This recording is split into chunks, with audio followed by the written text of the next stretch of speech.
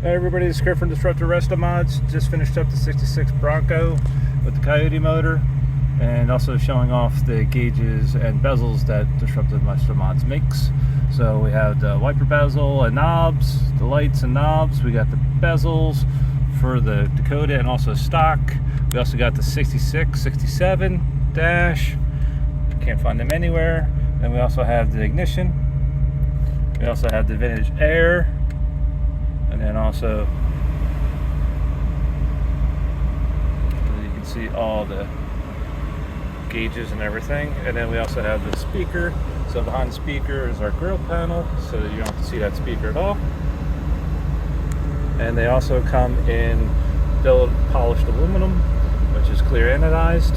So you can either go with the black like these, or you can go to clear anodized with this clear anodized knob.